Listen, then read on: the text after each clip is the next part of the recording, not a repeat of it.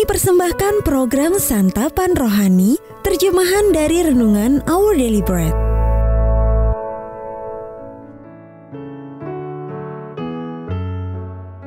Sahabat ODB, pembacaan Alkitab hari ini terambil dari Lukas pasal yang ke-23, ayat yang ke-44 sampai dengan ayat yang ke-46.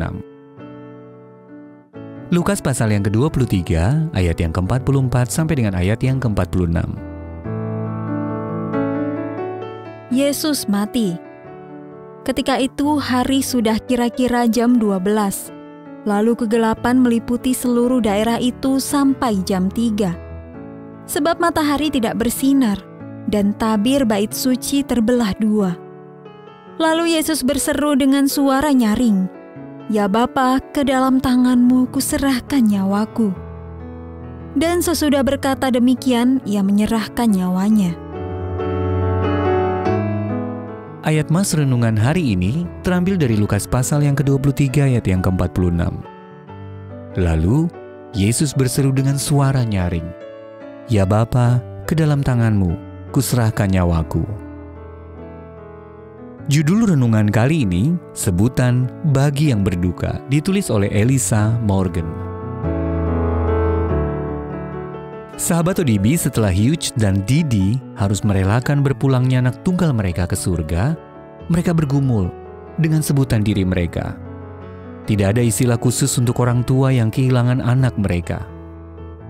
Istri tanpa suami disebut janda.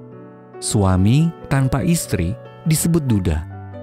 Anak yang tidak berayah dan beribu lagi disebut yatim piatu. Orang tua yang ditinggal mati oleh anaknya tidak mempunyai sebutan yang bisa mewakili rasa duka mereka yang tidak terlukiskan. Keguguran, kematian bayi secara mendadak, bunuh diri, sakit penyakit, kecelakaan, kematian merenggut seorang anak dari dunia ini dan kemudian merampas identitas orang tua yang ditinggalkan. Namun Allah Bapa sendiri memahami duka tak terberikan tersebut ketika anaknya yang tunggal, Tuhan Yesus, berseru kepadanya di atas kayu salib, "Ya Bapa, ke dalam tangan-Mu kuserahkan nyawaku."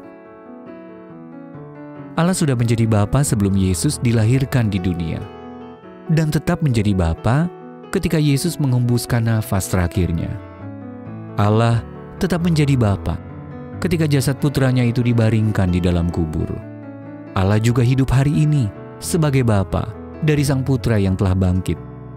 Dan ini memberikan pengharapan bagi setiap orang tua bahwa seorang anak dapat hidup kembali.